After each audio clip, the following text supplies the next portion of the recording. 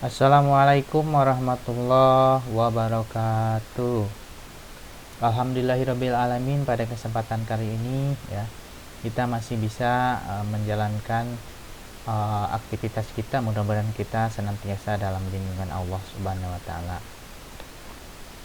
Nah, pada kesempatan kali ini ya, marilah kita bersama-sama ya menyimak pemaparan yang insya Allah akan Bapak sampaikan mengenai pembahasan yang sudah kalian pelajari sebelumnya ya, pada subbab sebelumnya. Nah, kita akan lanjutkan kembali mengenai part kedua sistem pernapasan, yaitu mengenai gangguan pada sistem pernapasan dan upaya pencegahan serta menanggulanginya. Nah, oke, anak-anak masih ingat ya organ-organ pernapasan? Seputar pernapasan dimulai dari rongga hidung, paring, laring, trakea, bronkus, bronkiolus, alveolus, dan paru-paru. Nah, itu ya. Nah, kita akan pelajari pada kesempatan kali ini mengenai gangguan-gangguan apa saja. Yang pertama yaitu influenza. Atau yang sering terjadi yaitu terjadinya keluarnya lendir pada hidung kita ya. Pilek seperti itu ya. Nah, influenza ini ya penyakit yang disebabkan oleh infeksi virus influenza ya. Dan gejalanya secara umum bisa disertai dengan demam ya. Nah, hampir mirip ya, setiap gangguan infeksi apapun biasanya ditandai dengan demam ya. Nah, khususnya untuk influenza juga ini demam ya. Jadi suhu tubuh itu meningkat dari suhu normal. Nah, biasanya bisa mencapai sampai 39 derajat Celcius. Disertai pilek tadi ya. Kemudian bersin-bersin, batuk, sakit kepala ya. Kemudian sakit otot, rongga hidung terasa gatal ya. Kemudian kondisi hidung bisa tersumbat ya. Nah, jadi seseorang yang menderitanya tentunya akan kesulitan bernapas. Nah, kemudian si virus ini ya bisa menular ya orang atau yang menderita influenza tersebut pada saat dia batuk ataupun pada saat dia mengeluarkan lendir atau dahaknya. Nah, si virus ini mudah sekali menular ya. Bisa melewati udara ya. Bisa juga menempel pada lendir-lendir dahak dari si penderita. Nah, adapun cara pencegahannya, kita bisa menggunakan masker ya, supaya tersaring ya udara yang akan kita hirup. Kemudian seringlah kalian mencuci tangan ya dengan sabun dan air yang mengalir ya. Itu cara pencegahan secara action ya, itu secara perilaku kita. Kemudian kalian juga boleh bisa menambahkan pola hidup sehat ya, seperti makanan-makanan yang bergizi juga itu penting ya. Kemudian kamu juga berolahraga secara teratur, istirahat yang cukup juga itu sangat penting ya. Nah, kemudian di sini ada beberapa pengobatan, beberapa cara dalam pengobatan maksudnya. Nah, dimulai dari secara sederhana. Yang pertama, kita harus banyak minum air putih. Nah, jadi pada orang yang menderita influenza ini kita anjurkan untuk banyak minum air putih. Supaya apa? Supaya silindernya itu cepat encer dan cepat keluar ya. Jadi si virus-virusnya bisa cepat keluar ya dan pergi. Kemudian minum obat peredap penurun panas juga dan obat flu ya. Biasanya yang dianjurkan sesuai resep dokter atau tenaga medis yang terdekat di lingkungan Anda. Kemudian segeralah kalian istirahat dengan cukup ya.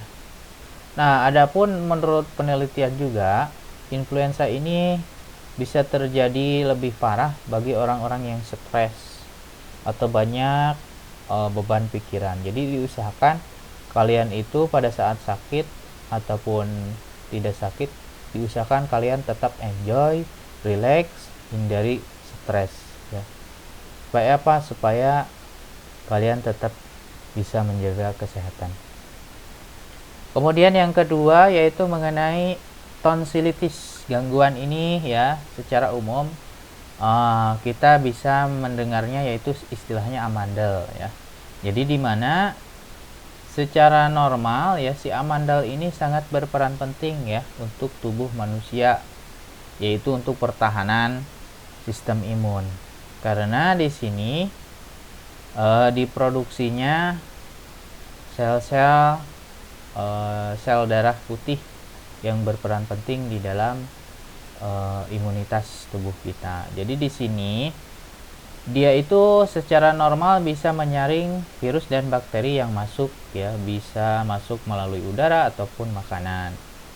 Nah, apabila daya tahan tubuh seseorang itu dalam kondisi lemah ya, jadi si virus dan bakteri tersebut bisa menginfeksi ya organ tonsil ini menjadi peradangan atau istilahnya tonsilitis, hingga si organnya ini bisa membengkak.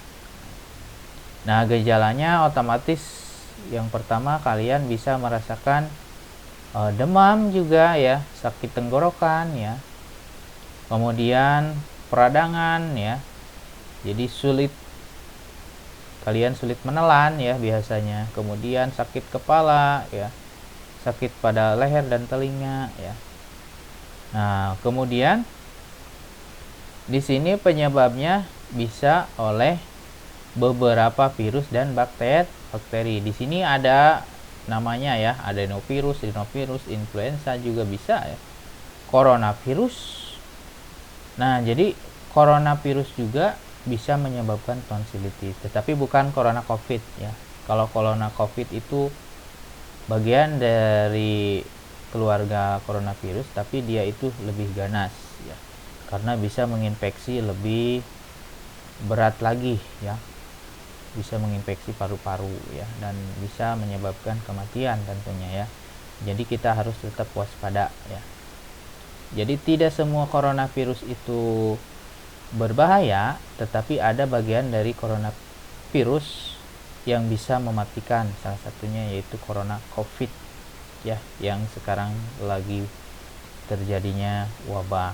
Maka dari itu ya, tetap kalian harus jaga kesehatan, jaga imun kalian, tetap terapkan protokol kesehatan. Jadi sesuai, hampir mirip ya dengan pencegahan terjadinya radang amandel, yaitu tetap kalian mencuci tangan ya setelah beraktivitas ya, ataupun pada saat kalian mau makan ya, kalian usahakan cuci tangan dengan sabun dan air mengalir ya. Kemudian kalian gunakan peralatan pribadi ya, seperti gelas, botol minum ya, ataupun sendok ya, peralatan pribadi ya gunakan. Tidak boleh tuker ya atau berbagi dengan teman ya. Itu gunakan peralatan pribadi.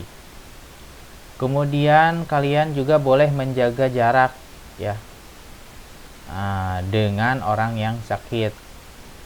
Apalagi sekarang sedang wabah. Pemerintah menganjurkan kita semua atau kalian itu menjaga jarak antara satu dengan yang lain ya. Jadi itu sangat membantu sekali ya menerapkan pola hidup sehat ini ya. Nah, supaya apa? Supaya si virus ataupun bakteri itu bisa tidak mudah ya, tidak mudah menyebar atau menular ke orang-orang yang masih sehat gitu. Oke, selanjutnya di sini ada beberapa cara pengobatan radang amandel ya. Nah, biasanya yang pertama kalian juga istirahat yang cukup ya. Jadi usahakan jika kalian sedang menderita amandel ya, usahakan kalian juga harus ada istirahat yang cukup, tidak boleh stres. Kemudian mengkonsumsi air putih yang cukup. Jadi sebisa mungkin kalian hindari kekurangan cairan atau dehidrasi. Jadi jangan sampai kalian kekurangan cairan ya. Jadi banyak minum air putih lah, usahakan ya secukupnya ya. Jangan sampai kalian kehausan. Kemudian bisa minum pereda sakit tenggorokan ya, seperti kalian boleh minum teh ataupun air hangat ya, ataupun campuran dari madu ya. Nah, itu langkah awal ya.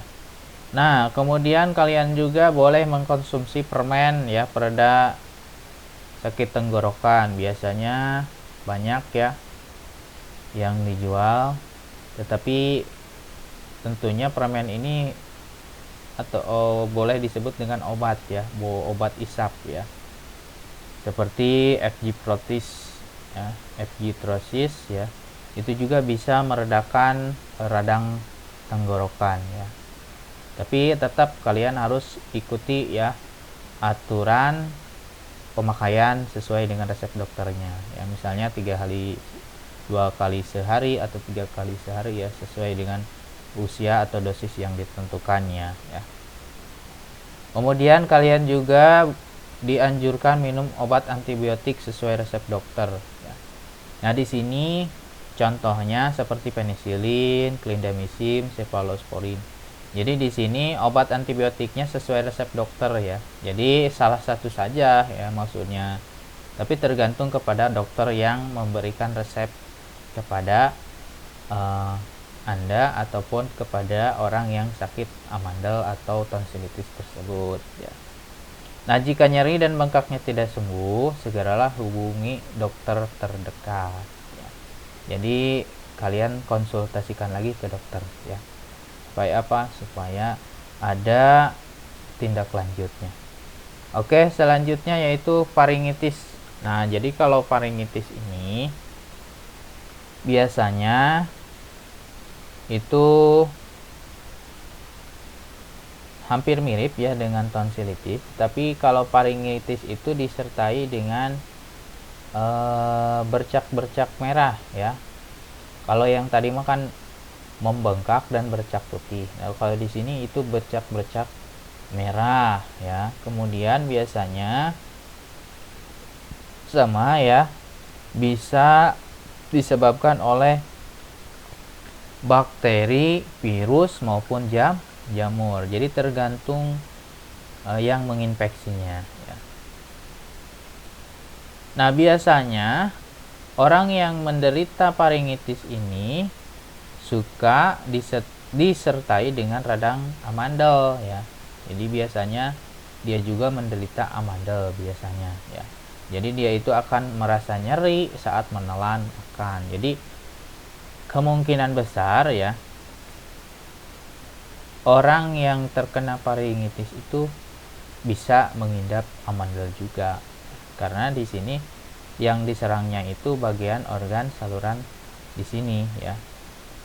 Saluran paring ya, dimana di dalam saluran paring ini adanya tonsil atau amandel organ ini. Jadi sangat mudah sekali ini terinfeksi oleh virus ataupun bakteri dan jamur tertentu. Nah, seperti yang sudah dituliskan di sini, salah satunya ada coronavirus, adenovirus, ataupun bakteri, salah satunya adalah Streptococcus pyogenes ya.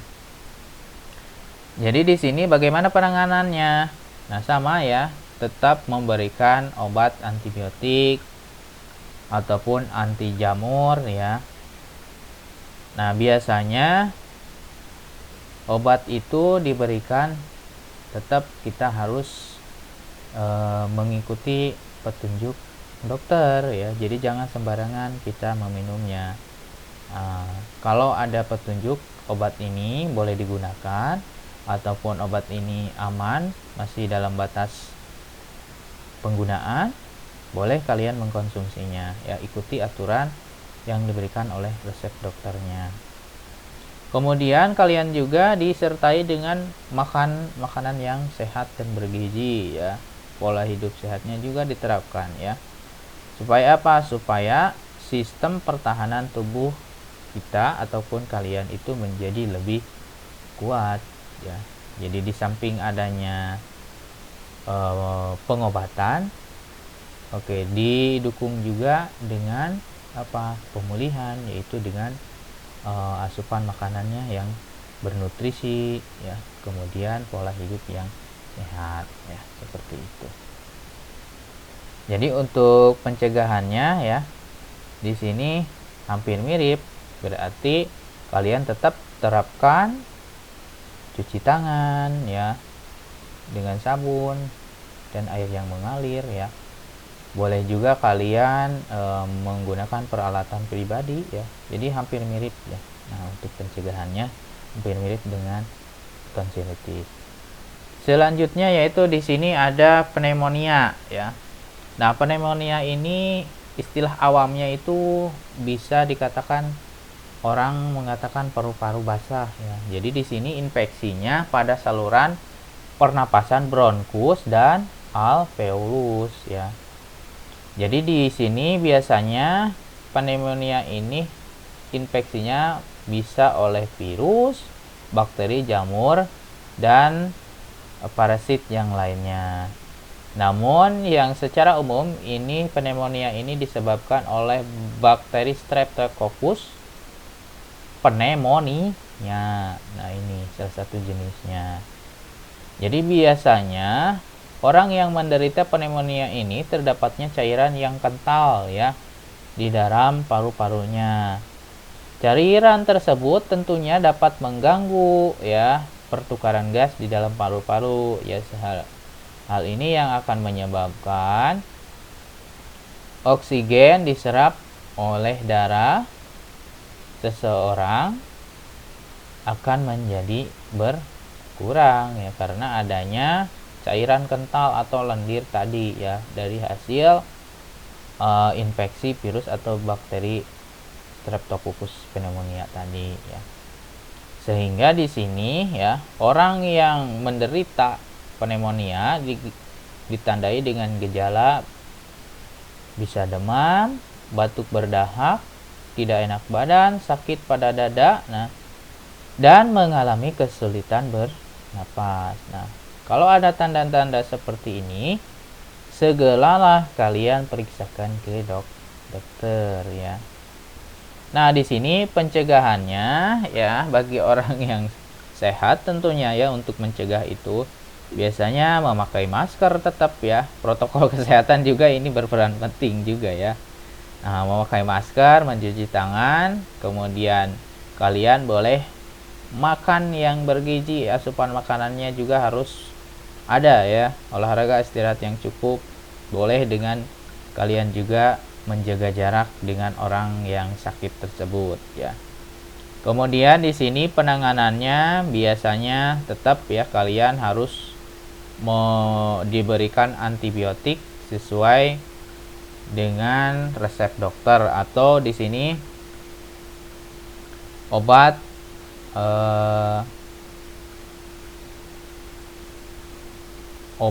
pelancar pernapasan ya. Jadi bronchodilator. Jadi supaya si saluran pernapasannya itu menjadi lebar ya. Yang tadinya menyempit ya sesek jadi lebar ya. Jadi ada obat khusus ya. Terapi oksigen dan penyedotan cairan dalam paru-paru. Nah, itu adalah langkah-langkah tindakan ataupun pengobatan yang dilakukan oleh medis ya, atau dokter ya. Oke, selanjutnya yaitu gangguan TBC atau tuberkulosis. Nah, jadi di sini penyakit ini disebabkan oleh infeksi bakteri TBC atau Mycobacterium tuberculosis. Nah, jadi di sini adalah bakteri, biasanya bakteri asam ya. Jadi si bakteri ini tahan terhadap asam. Nah, selain menginfeksi paru-paru, bakteri ini juga dapat menginfeksi bagian lain dari tubuh ya. Jadi harus hati-hati ya. Di samping TBC ini sangat mudah menular ya, termasuk penyakit yang mudah menular ya. Jadi kita juga harus bisa mencegahnya ya. Karena di sini bakteri tersebut masuk ke dalam paru-paru yang menyebabkan infeksi dan menyerang sistem imun ya. Nah,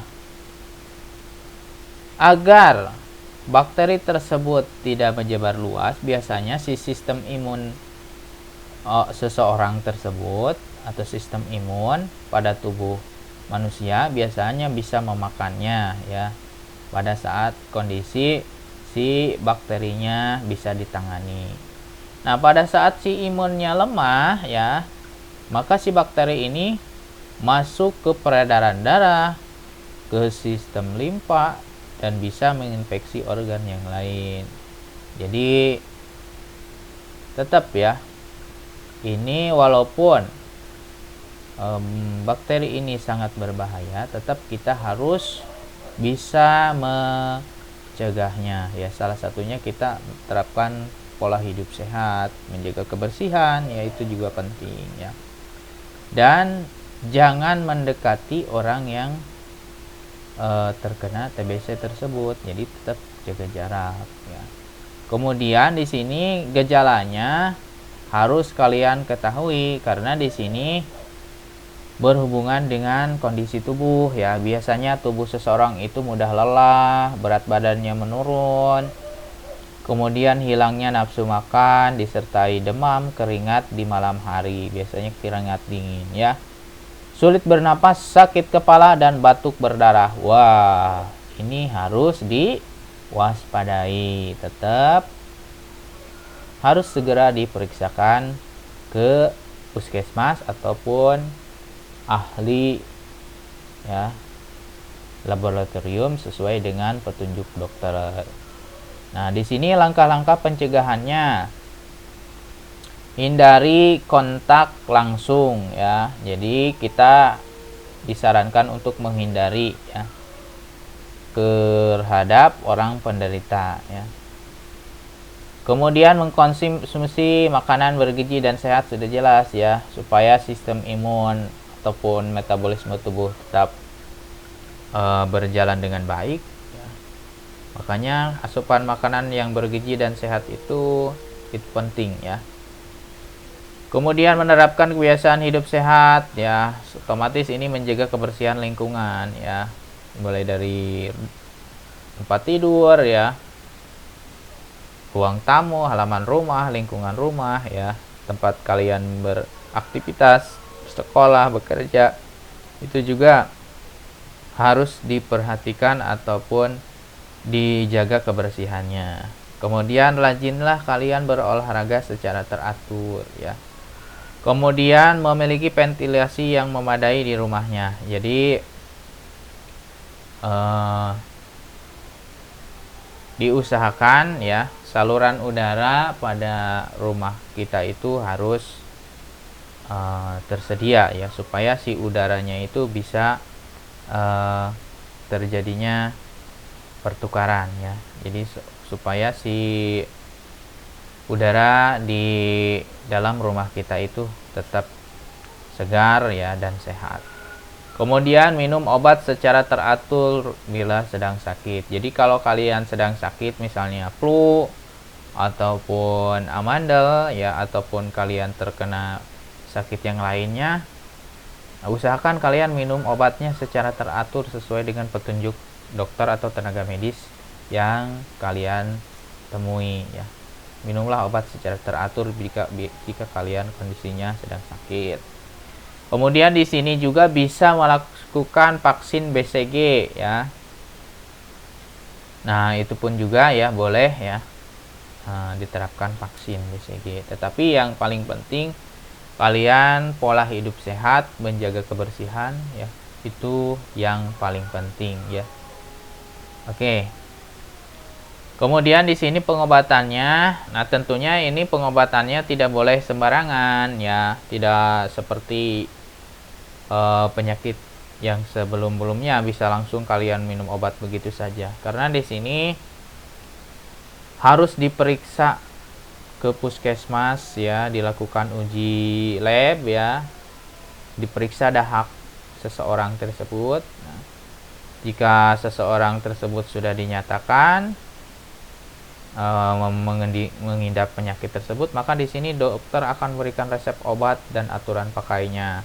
Dan biasanya pengobatannya akan bertahap sesuai dengan prosedur yang ditentukan oleh dokter tersebut. Jadi tidak bisa sembarangan ya untuk pengobatan tuberkulosis ini. Jadi berkala ya, terus-terusan ya. Sampai seseorang itu dinyatakan sembuh oleh dokter dan oleh uji labnya. Nah, biasanya di sini nama-nama obat yang biasa digunakan oleh penderita itu ada IRVE ya, isoniazid, rifampicin, pyrazamide, ethambutol. Nah, obat-obat ini tentunya bisa digunakan atas aturan atau petunjuk dokter yang memeriksa. Nah, biasanya ini harus oleh dokter spesialis ya. Nah, kalau tidak ada, biasanya dokter umum juga bisa meresepkan ya. Nah, jadi ini hanya contoh nama obatnya ya, bukan anjurannya. Tetap anjurannya tetap harus mengikuti petunjuk dokter ya. Jadi supaya tepat dosisnya ya. Nah, dan biasanya karena pengobatan ini tuberkulosis itu berjangka waktu ya, biasanya ditambahkan obat-obat yang lainnya ya, supaya si kondisi organ tubuhnya seseorang penderita tersebut tidak mengalami gangguan ya. Biasanya ditambahkan vitamin ya, ataupun obat pendamping lainnya ya, supaya si kerja obat ini bisa efektif ya, membunuh bakteri TBC tersebut ya. Oke, selanjutnya yaitu asma. Nah, biasanya ini penyakit bisa dari lingkungan ataupun bisa dari bawaan ya, ataupun faktor keturunan ya. Jadi asma ini salah satu kelainan yang menyerang saluran pernapasan. Nah, bisa disebabkan juga oleh faktor lingkungan. Nah, kenapa seseorang tersebut bisa asma? Nah, biasanya itu adanya zat pemicu alergi ataupun alergen ya dalam tubuh. Misalnya seperti asap rokok, debu, bulu hewan ya, dan lain sebagainya ya. Jadi zat-zat tersebut yang bisa memicu senyawa kimia ya di dalam tubuh ataupun saluran pernapasan seseorang seperti prostaglandin dan histamin. Senyawa kimia tersebut dapat memicu terjadinya penyempitan pada saluran pernapasan. Jadi si saluran pernapasannya akan menyempit ya.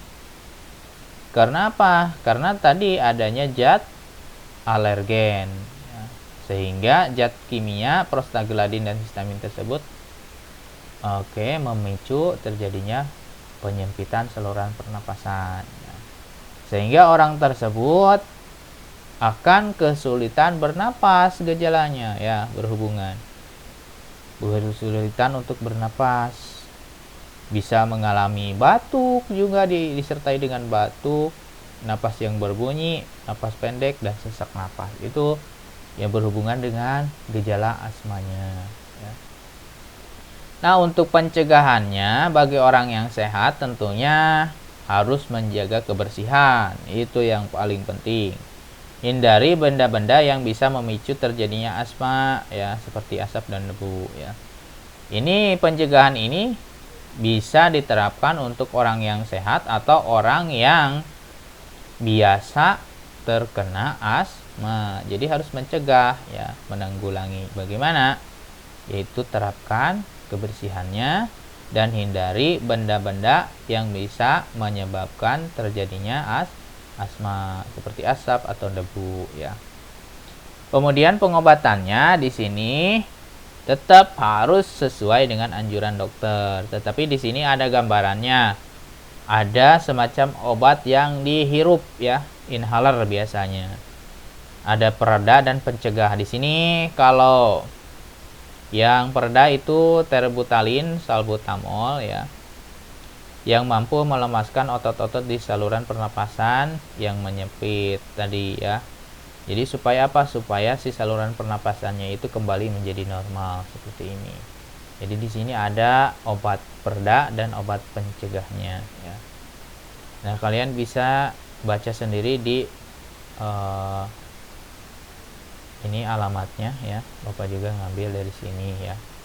Nah, ini sebagai rujukan saja supaya kalian bisa menambah wawasan. Jadi walaupun banyak macamnya ya obat asma itu, seperti ada asma soho, asma solon ya, ataupun obat-obat yang lainnya, tetap kalian juga harus yang pertama itu harus menemui dokternya atau tenaga medis terdekat. Supaya apa? Supaya ada edukasi ya, petunjuk obat dan cara pemakaiannya atau cara aturan pakainya. Jadi harus sesuai ya. Supaya apa? Supaya nanti si pengobatannya itu bisa berhasil atau bisa efektif menyembuhkan ya, seperti itu. Nah, selanjutnya yaitu kelainan yang selanjutnya atau gangguan kanker paru-paru. Nah, di sini kanker ini terjadi karena pertumbuhan sel-sel yang tidak terkendali pada jaringan paru-paru ya. Nah, jadi kalau tidak segera ditangani dapat menyebar ke seluruh paru-paru, bahkan ke jaringan sekitar paru-paru. Nah, biasanya gejalanya hampir mirip dengan TBC ya. Jadi orang tersebut akan mengalami batuk yang berdarah. Berat badan juga berkurang drastis, napas menjadi pendek, sakit pada bagian dada ya. Nah, kalau sudah seperti ini ya, harus segera diperiksa ke dokter ya. Nah, di sini sekitar 85% kanker paru-paru itu disebabkan oleh merokok dalam jangka waktu yang lama, sedangkan 10-15% itu terjadi pada orang yang tidak merokok.